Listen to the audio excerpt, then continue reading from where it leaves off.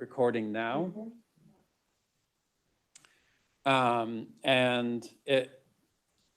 If you haven't seen information on where to access the recording later, you can contact me later. My contact information was in the poster that we sent out. And so a final point of order for the people here in the room is that we'll have fika afterwards. So please stay and enjoy fika. Unfortunately, if you're participating online, you will miss our fika. So without further ado, I give the floor to Victor. Thank you, Victor. Thank you. And I'm sorry.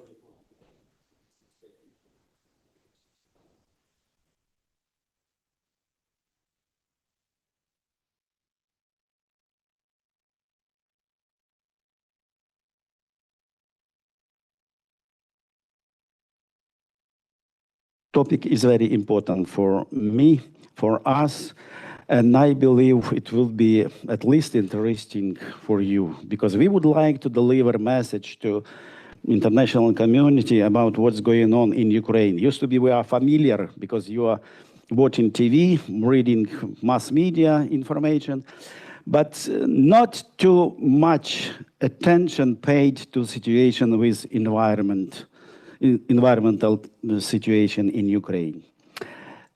So I will start with my slide, which I already used before because it's initial slide. So at the outset of Russian Federation military aggression in 2014, the housing sector, industrial facilities, life support systems and infrastructures, agricultural lands and complexes, as well as the natural environment in Ukraine was impacted by powerful military destruction in eastern Ukraine.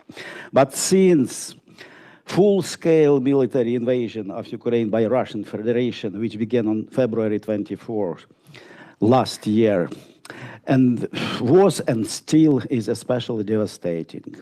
So result of this unprovoked war is the death of 1,000 people, and it's really true. Destroyed residential infrastructure. Some cities totally destroyed. Ruined economy and colossal destructions of the environment. Late February 2022, the troops of Russian Federation invaded the territory of Ukraine and actually partly occupied Kyiv, Chernihiv, Sumy, Kharkiv, Luhansk, Donetsk, Zaporizhia, Kherson, and the Mykolaiv region. Probably you remember that they informed about 3 days and get Kyiv, but it's not happened. Intense hostilities as well as missile attacks on settlements and infrastructure facilities throughout the entire territory of Ukraine caused devastating and sometimes catastrophic consequences for the environment.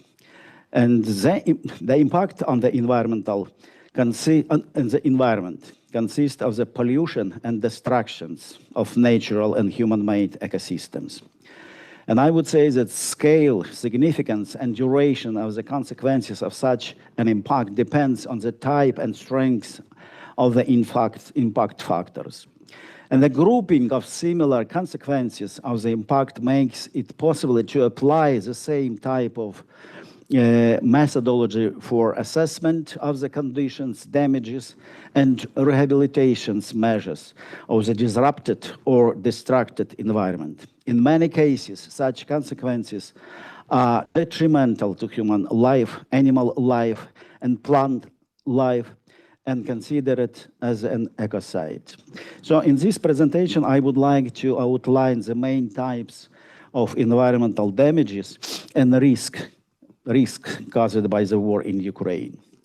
And actually, all incidents of impact should be registered, fixed. And since very beginning, environmental inspections of Ukraine put efforts in registration of all incidents and prepared monthly digest reports, which were published. But regretfully or no, in July 2022, we saw last publication about such a report. And I know why it's happened. Because we were very open. We informed about what kind of infrastructure or object were deteriorated, destructed, or no. And our enemy used this information to coordinate, to make more targeted their efforts. So we changed our approach. Ministry of Environmental Protection and Natural Resources of Ukraine elaborated special platform, Eco-Zagroza. And in this Eco-Zagroza is represent all cases which were informed by insiders throughout Ukraine. And after checking this information was included in this database. It's open, but as well we may only see the name or title of incidents and probably to know where it's happened, in which locations, but not exactly. Apart of this, some international organizations put efforts, and one of the remarkable platform was developed, but platform Eco-Dozor was developed by ZOE International Network. It's non-governmental organizations which is located in Switzerland and is working in cooperation with OSCE, Organization of Security and Cooperation in Europe, with United Nations Environmental Program, with other non-governmental organizations like REACH initiative, humanitarian initiative. And they registered as well all incidents, but using official and unofficial sources of information and put on the map. So we may see type of these incidents. They are related to industry and critical infrastructure, damage of or disruptions to industries, damage of or disruption of settlements, and so on, so on, so on. I put references, so in the case of interest, you will easily find these resources. And they accumulated informations, and by July of this year, they reported about 2,197 incidents in different areas. And almost the same information, almost the same number we may see on the site of Eco-Zagroza done by Ministry of Environmental Protection. It doesn't mean that this information is absolutely correct, but this information provides us with impression about scale and type of damages. But we actually do not see what kind of damages to environment is behind of this information.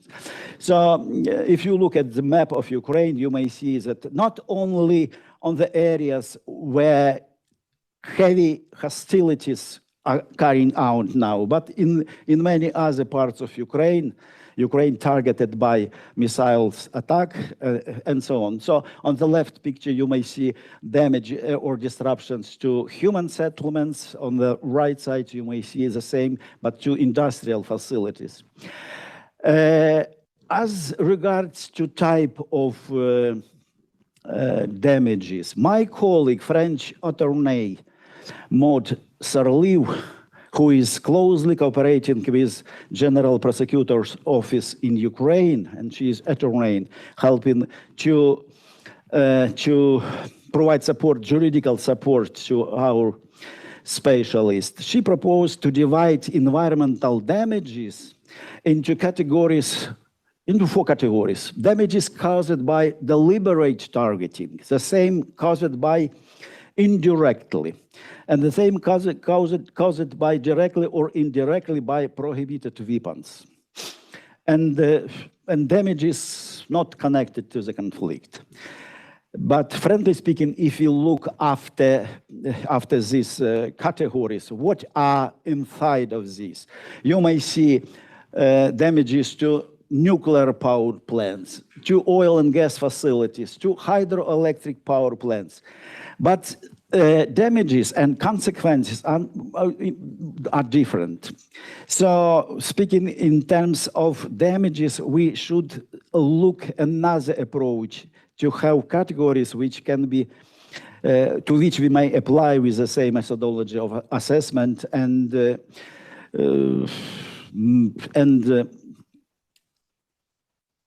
rehabilitations approaches. So in reality, any type of environmental damages can be grouped in two huge groups. It's pollution of environment, and it's deterioration or destructions of environment. But all these cases can be seen in different way. So I try to present most general categories of environmental damages and risk. First of all, we are thinking about air pollution, because any case of damages resulted in air pollution. And pollution of air resulted from products formed as a result of ammunition explosion, from products of burning, and from combustion products of oil and any other products. And as regards to numbers, I don't like numbers because they are very huge, and frankly speaking, I don't understand what is behind of it, because we have to compare with something which is visible for us. But these numbers, fuel, fires,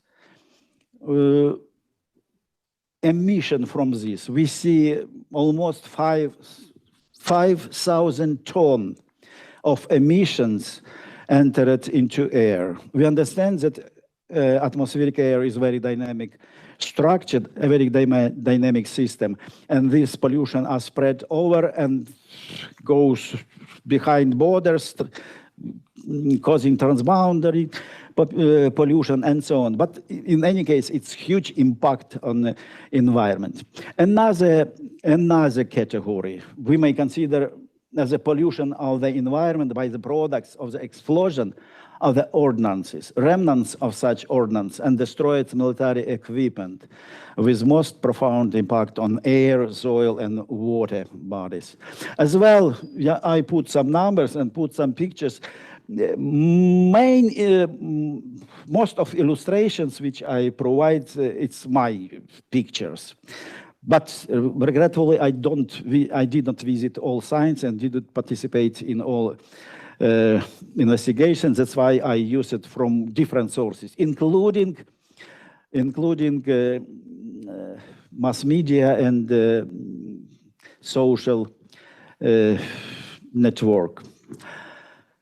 Another category relates to pollution by destructions of heavy industries. I will not comment this case because I didn't participate in any of these cases. It's far away from Kyiv and in area which are prohibited for access. But it's definitely there. We have such kind of damages of environment. Another category, it relates to formation of a significant amount of solid waste as a result of the destructions of residential infrastructure. And this solid waste can be used in recycling processes later, because it's destroyed houses with different materials, or like burnt cars, which we observed near Irpin. This crater was